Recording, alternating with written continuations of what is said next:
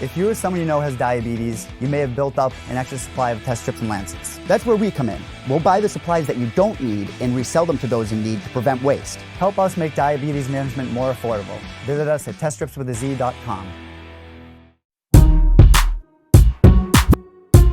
All right, Mitch Raposo is back on the show. He'll be back in action this Saturday, Plymouth Memorial Hall, Plymouth, Massachusetts, Cage Titans 46. He's going to face Zach Burhans at this event. Welcome back, Mitch. How are you, man?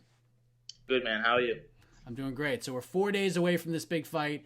When I say we're 4 days away, how does that make you feel? Does it fire you up? Does it get the blood pumping a little bit? Yeah, I mean, I'm excited. I can't wait to be under the lights again. And it's just, you can't really, like, feel that, you know what I mean, energy, but like I cannot wait, man. Every single time, even I'm walking out, the game, and it's just, I cannot wait. I love this shit, man. I cannot wait to scrap. Does it feel the same with every single fight that you have on fight week, or like as the more you do it, does it feel a little more comfortable? Does sort of the edginess kind of wear off? Like, how would you describe it this fight week compared to others in the past? Yeah, it definitely gets more comfortable. Like, it's not as like, oh my God, like, you know what I mean? But I think it's because I'm comfortable fighting at Cage Giants. I think my first fight week for the UFC, I'll probably be like amped up and like, you know what I mean? Like, what's going on? Like, you know what I mean? I'm thinking eventually as that goes on, it'll become a lot smoother for me and I'll become a lot more comfortable. But for now, for Cage Giants, man, it's another week for me. You know what I mean? I've been doing this for 2 years now, and you know what I mean? My ninth fight total. You know what I mean? So I'm comfortable now with these fight weeks. I remember the last time we spoke, you touched on this, and I chatted with Mike Pulver in Boston as well. When you turned pro, there were a lot of people who were saying, you know, Mitch Raposo is the next guy. And then there were the naysayers saying that, well, he's good, but he's not finishing fights. And even though you haven't lost a round in your MMA career to this point, you've had 2 pro fights and 2 first-round finishes, less than 4 minutes of cage time here. Does it feel good to prove those people wrong? Yeah, man, it's not even for sure. Like, if I could go, it's growth, man. Like, if I could go back to my amateur career right now and I could take the mentality that I have now, I probably would have finished everybody in the first round. You know what I mean? Like, some of the guys I remember fighting, like, I just think that I was real young. I was real kind of gun shy. And, you know what I mean? I'm not hunting for it every single, like, I'm hunting for the finish, but I'm not going to lose my composure going after it. You know what I mean? This next guy I'm fighting is pretty legit, and I do think I'm going to get a big finish against this kid and prove a lot of, like, really, like, prove a lot of people wrong, man. But if I don't, it's about going out there and having my best performance. That's what it's about. Going out there, putting on a show for the fans, and showing people how good I am. That's what it's about for me. I feel like finishes are great. It's highlight reel stuff. It's always good to get a finish. But I feel, and I was talking to Jimmy Rivera about this a couple of years ago after he beat Uriah Faber, and at first he was pissed that he didn't finish Uriah Faber. But then his coaches and people around him were telling him, like, dude, there's no doubt. You 30-27 Uriah Faber. Like, that's more emphatic than getting a finish, in my opinion, because anyone can land a right hand and knock somebody out. But when you beat a guy 3 rounds to none, and it's undoubtable at this point, like, there's more to it. Do you agree with that sentiment, or do you prefer getting a finish, or do you see kind of both sides of it? I definitely see both sides of it. Like, going out there and leaving no doubt, I mean, in both ways, finishing somebody, or I have like 50-43 people. You know what I'm saying? Like, and it's like, damn, you know what I mean? Like, it's definitely like wow. But it's like, to a point, it's like I definitely understand what Jimmy's saying. I agree with him. You know what I mean? It's like, and it's the cage time too. Like, cage time's always good, man. Like, and it depends who you're fighting too, right? So like a guy like Uriah Faber really does not get finished, man. That guy is durable. So it's like, I mean, it's not really, especially in that case, like, damn, he should have never been down on himself for that. Dominating a guy like Uriah. I remember that fight too. Like, dominating a guy like Uriah Faber 30-27 is a big deal. You know what I mean? I think it goes hand in hand. You know what I'm saying? I think as long as you're going out there, you're performing, you're trying to go for the finish, you know what I mean? You're really putting on a show, and you're fighting, and you're showing your skill set. I think that's what it's about, man. The finish will come if it's there. You know what I'm saying? If it's not there, guy's tough, guy's gritty. Sometimes you won't get it. You know what I mean? And that's fine. Yeah, I think I'm not going to say finishers are overrated, because they're definitely not overrated. But, you know, if you finish a guy in a minute and a half, but then you 50-43 or 50-42 a guy, you watch a guy that you're in the cage with, that you're fighting, and you watch him and you feel him break. I think there's a lot to be said about that. Yeah, I mean, I really hope I never get 50-43, man. Like, that's demoralizing. Like, Mighty Mouse said something like that one time. He said that losses, like, he got barely edged out by Cejudo, and he was like, he didn't really care much. You know what I mean? He's a pretty laid back guy. He doesn't really care really anyway. But when he fought Cruz, he said that he was absolutely demoralized because he got slammed, and I think he lost that fight 49-46 or 50-45, and he was like, dude, like, he just dominated me and tossed me around. Like, that's, like, demoralizing. You know what I mean? Another grown man just dominating you, you know what I mean, in your profession. You know what I mean? It's definitely could, I'm sure, play some head games with you. It's been quite a stretch for your team, hasn't it? I mean, between Lauzon and Costa, Devin Powell had a nice win on Saturday. Things have been going very well for the team over there. How much of a jolt has that given you, especially seeing what Joe Lauzon did in Boston a couple weeks ago? Yeah, I mean, I was there live for that, and that was just, like, surreal. I mean, he's an OG at the game. I grew up watching him, and now he's a guy that I go to and I train with every single Saturday, and I'm learning from. And I mean, he coaches me here and there too, and it's just like, yeah, I learned so much from those guys, man. And it's like seeing these guys, seeing Randy, Powell, and Calvin next week and stuff, like, that's like, it can do wonders for a kid like me, man. Like, people got to understand how young I am, and it's like how much time I have left in the sport and how much time I have to grow, and it can only do wonders for me. And I'm feeding off that energy, man, and I'm excited to perform on Saturday. This is a question that was asked to Joe and to a lot of the Boston fighters that competed at that card at the TD Garden a couple weeks ago. The impact that Joe Lauzon has not only had for the gyms that he coaches in, but he's had such an impact on the community itself. He's bringing almost the whole region together. He's kind of like the catalyst of what New England MMA has become over the years. Do you agree with that sentiment? And you've been there for a while. How much of an impact has Joe Lauzon not only had on you, but just on the entire region of MMA?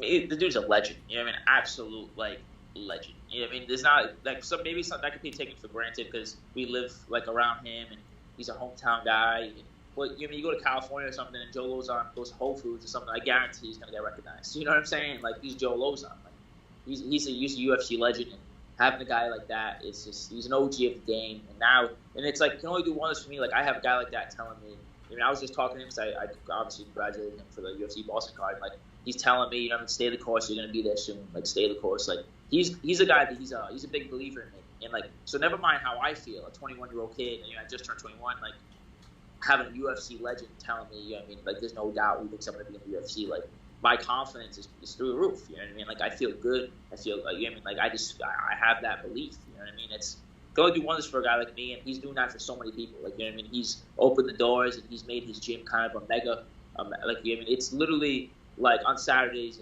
it's nuts, dude. It's the mecca of New England MMA. You're either if you're an amateur, you're an amateur champion. Either you're a top pro prospect, you fight UFC, Bellator, PFL, you're fighting on the Contender Series. Like, it's huge, man. It's insane.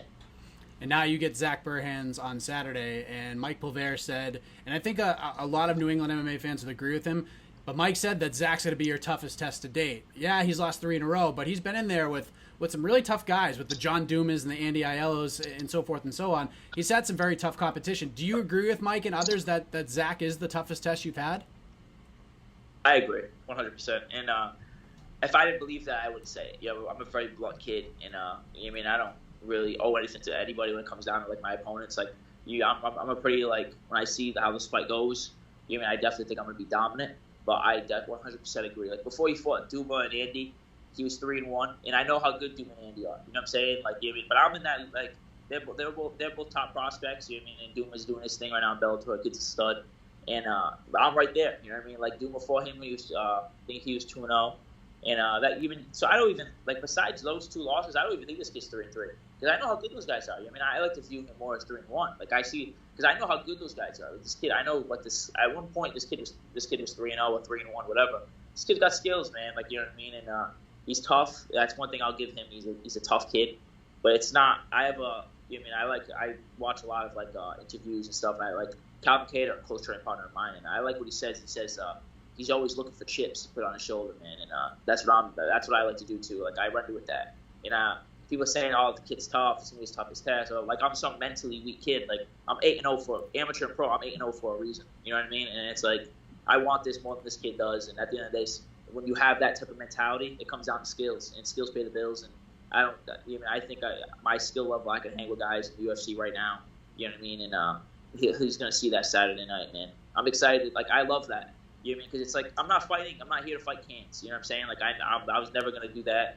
You know what I mean? I'm going to take the next step in my career because I'm one of the best managers in the game.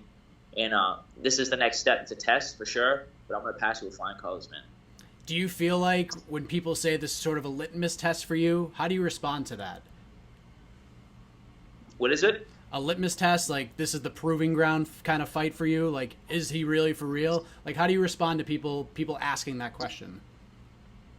Yeah, I like that. You know what I'm saying? I like that. Like, that's another chip right there. Like, you know what I'm saying? Like, I'm 8-0. You know what I mean? I haven't proven I'm for real yet. You know, people asking questions like that. Like, and I've heard that on the Table Titans thing. Like, I love that. Like, all right, you know what I'm saying? Like, man, I'm 8-0. Like, you know what I mean? I haven't lost a round. I haven't lost a minute probably. You know what I'm saying? So it's like, and I'm not. At the end of the day, when I do lose a round, then it could be the end of the world. It could be Saturday night. I mean, people will see that how back, how mentally strong I am, and how bad I want it. But I love that, man. It's another chip to put on my shoulder, and they're gonna see Saturday night, man. It's hilarious to me. It's to me, it's just motivation. I don't take it personal. I go out there and I leave no doubt every single time. Zach's taking some time off. I know he was supposed to fight Randy back in April before Randy got the call to the UFC, but you know, Mike had said he's been offered a couple of fights, but he wanted to sort of take his time and get better, to kind of build a core group around him. And it seems like he's done that. This fight has certainly kind of fired him up to get him back in there. Do you feel like you're going to see a different version of Zach than maybe what you've seen in the past? Maybe, but like at the same time, it's like I don't think he's not. Regardless of how much better he got, he's not ready for it. You know what I'm saying? And he's not ready for the fighter that I am and the skill set that I bring to the table. There's no holes in my game. You know what I'm saying? And that's a different thing. You know what I mean? He's going to see how fast I am, how strong I am.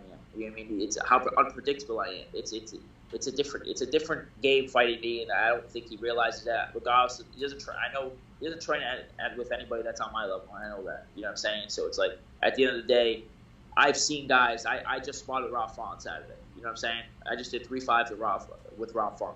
You know what I mean? I know what level I see. He's never seen that kind of level. You know what I mean? He's going to see that level for the first time Saturday night.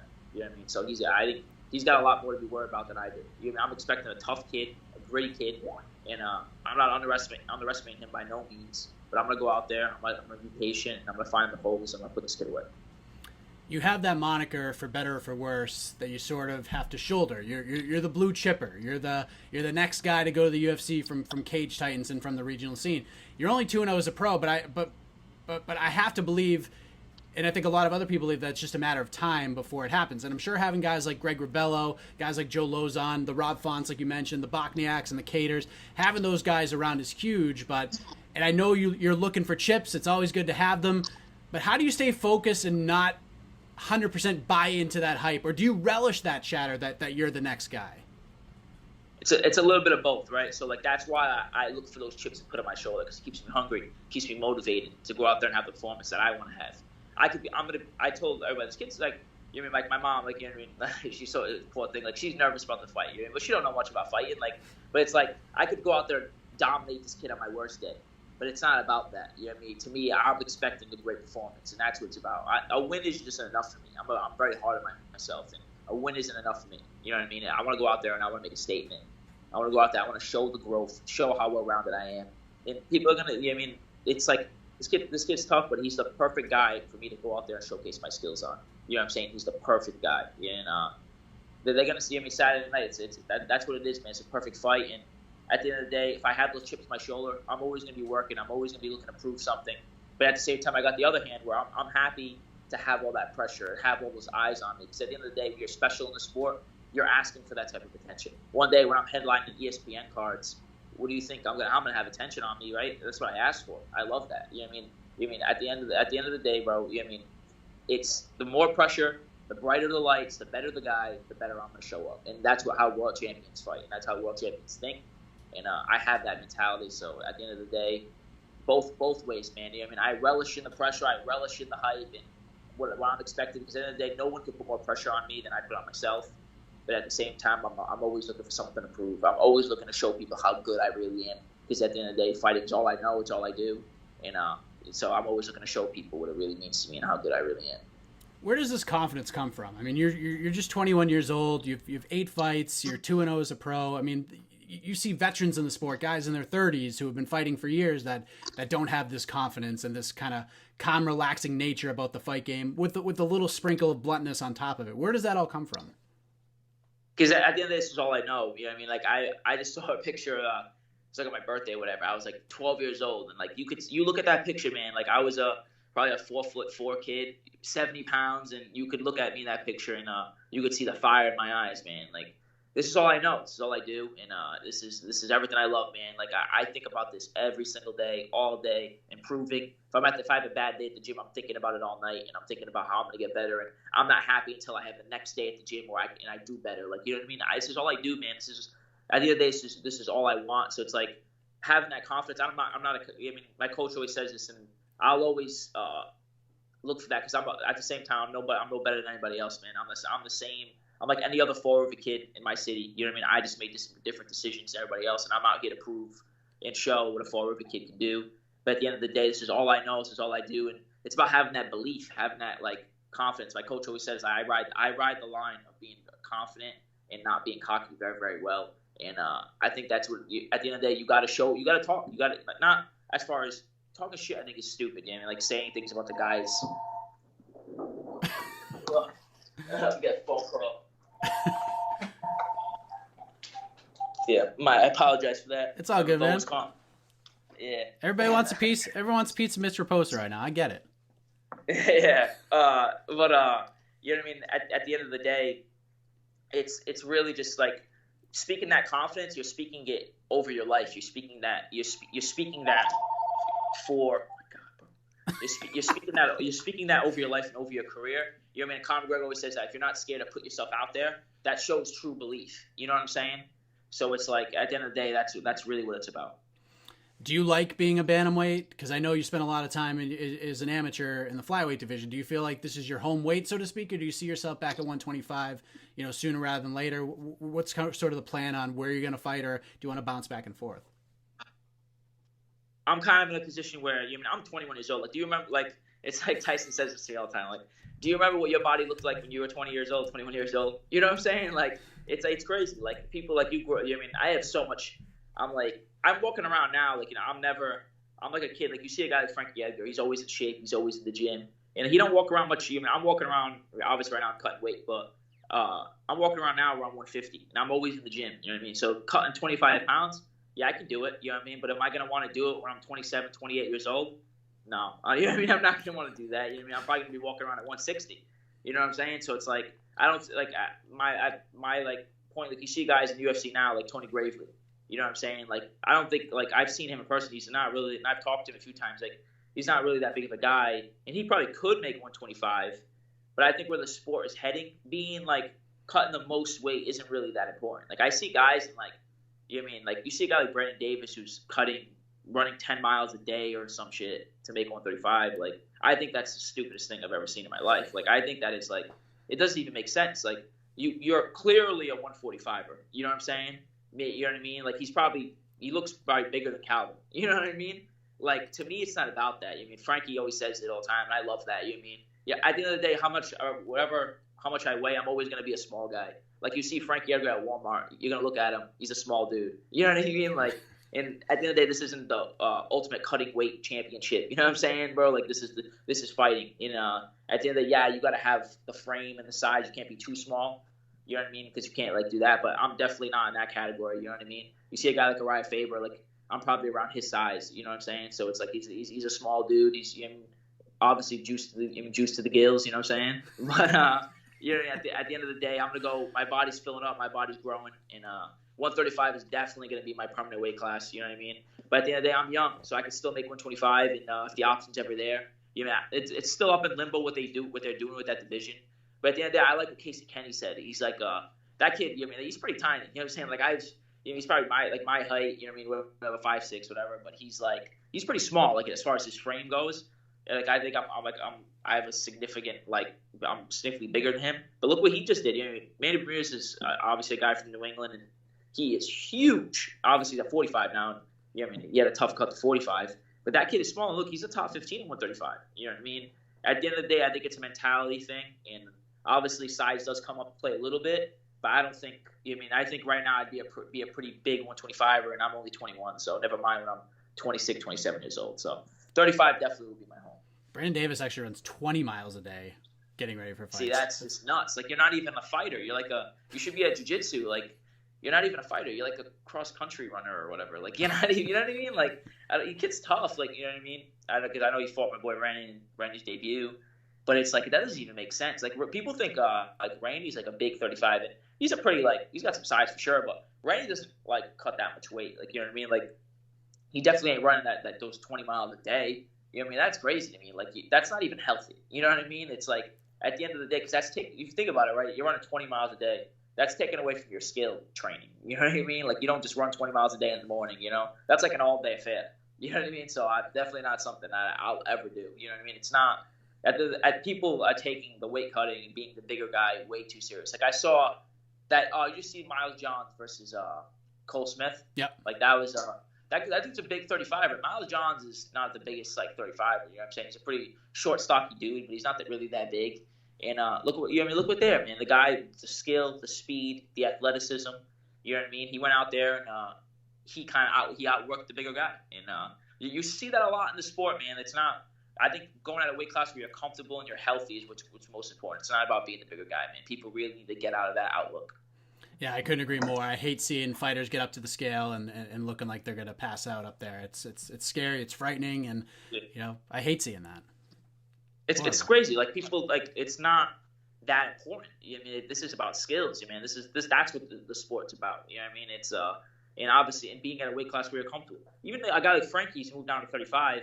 He walks around like 158, 160. Like he's not that big. Like Brandon Davis is a much bigger guy than Frankie Edgar is. You know what I'm saying?